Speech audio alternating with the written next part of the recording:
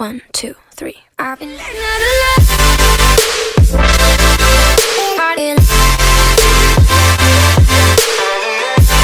Hey guys! Hey, so welcome back to our vlog. Welcome back to our daily vlog. So I am Mark. And I'm Rans.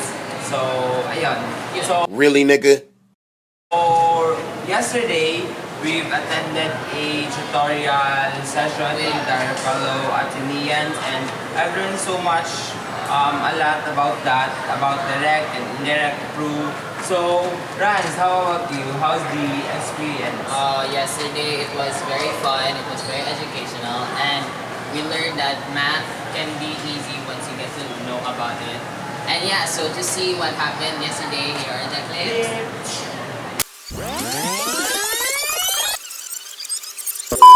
And we're back. Hi, guys. Hi guys. So currently we're at school Yeah. and we've been invited of some Athenians for a math tutorial session and actually we're kind of late and we're kind of hurry. So let's go. A few moments later. So, welcome everyone. Thank you for attending our tutorial for today. So, I'm Anne. I'm JP. I'm Johanny. And we are your tutors for today. So, our lesson for today, or review session for today, is all about direct and indirect proof. So, any idea about direct proof? I guess Miss Len. Direct proof is a proof that the implication P implies Q is true by showing that Q must be true if P is true. How about indirect proof? Any idea? Yes. So in contrast with direct proof, indirect proof is a proof that the implication P implies Q is true by showing P must be false when Q is false. So let's start with direct proof. So let us say, if x is odd, then x squared is odd. So when you say odd number, it is denoted as 2a plus 1, wherein a is an integer.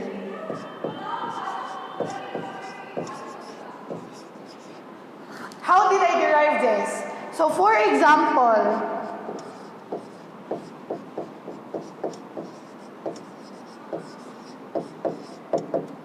5 is an odd number, then 2 times any integer, for example 2 plus 1 is equal to 5. So it's true.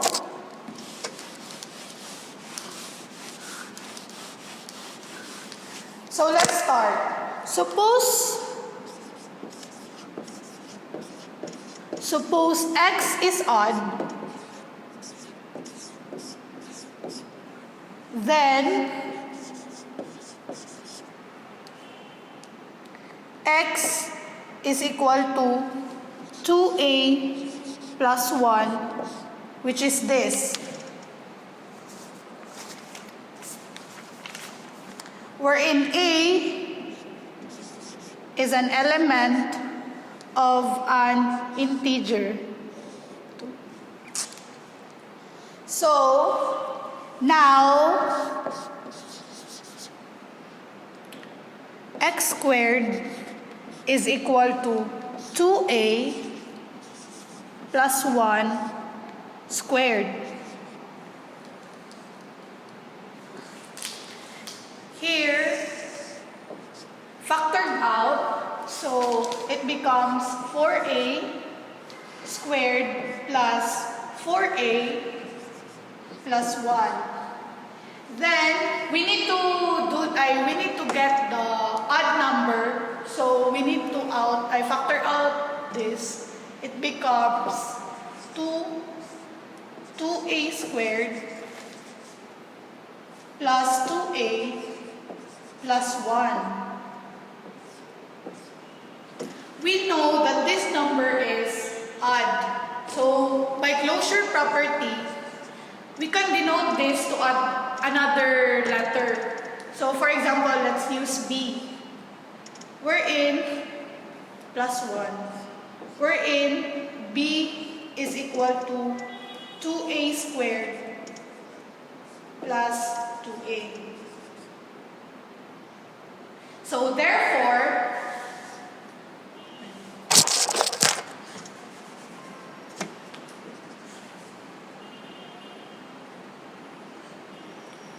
x is odd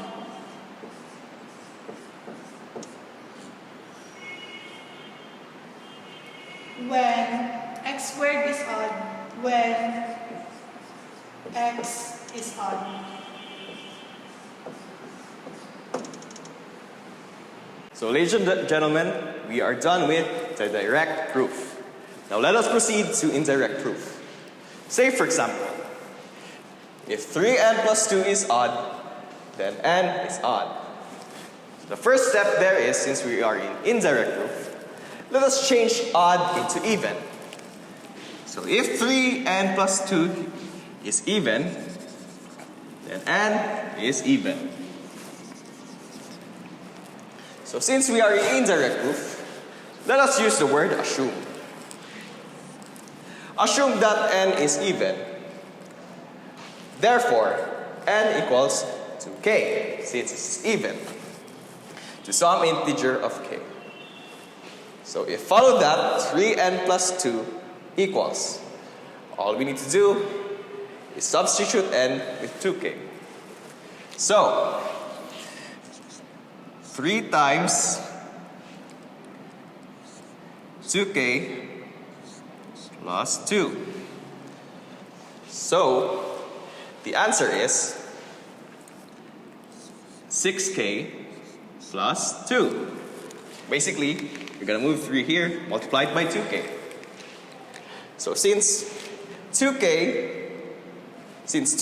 and 6k are even numbers, therefore 3n plus 2 is even.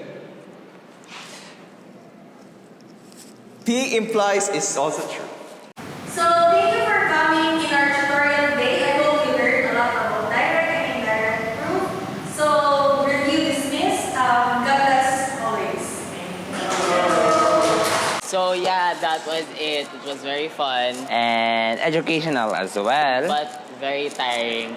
Yeah, so that's it, you guys. Thank you for staying until the end of the video. Please leave a like, subscribe, and hit that notification bell for more videos coming your way. And type that 100 points. Let's go. Bye! I've been running from the pain, trying not to feel the same, but it's a shame that we miss again. See, my confidence is shaking and my heart is feeling